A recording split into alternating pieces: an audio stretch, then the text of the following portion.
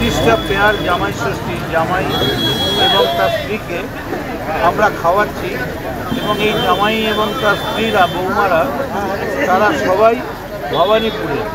ভবানীপুরের যে সমস্ত জামাই দারিদ্রতার জন্যে এই জামাই ষষ্ঠীর আনন্দ নিতে পারে না, আমরা আজকে তাদের এই পুজোটাও মমতা বন্দ্যোপাধ্যায় ওপেন করেন, ৬২ পল্লী India club Mamata Bandyopadhyay open করেন এবং ভবানীপুর ইউনাইটেড ইউথ ফোরাম, এই 3টে ক্লাবের পক্ষ থেকে আজকে আমরা খাওয়াচ্ছি। এবং আমরা অত্যন্ত আনন্দের সঙ্গে ঘোষণা করছি যে বাংলার অত্যন্ত প্রিয় সাংসদ এবং সবথেকে বড় কথা বাংলার দিদি নাম্বার 1 রচনা বন্দ্যোপাধ্যায় আমাদের মধ্যে এসেছেন।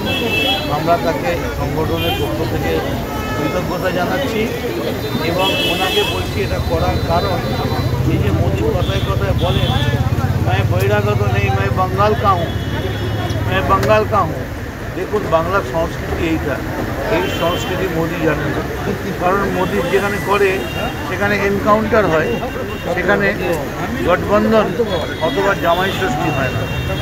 তো বাংলার এই মিষ্টি সংস্কৃতির সঙ্গে খাপ খাইয়ে আজ ভবানীপুরে আমরা এই প্রোগ্রাম করছি। দাদা সবসময় মানুষের কথা ভাবেন, মানুষের আনন্দের কথা ভাবেন, মানুষের পাশে থাকেন সবসময়। তো আজকের এই উদ্যোগে যাতে আমি দাদার পাশে আছি সেটা সবসময় আমি দাদার সাথে আছি। দাদা সবসময় ভালো কোনো কাজ করেন, তিনি আমাকে মনে করেন যে রচনার আশাকে আমি সবসময় দাদার সব রকম কাজে থাকার চেষ্টা করি, কলকাতায় থাকবো।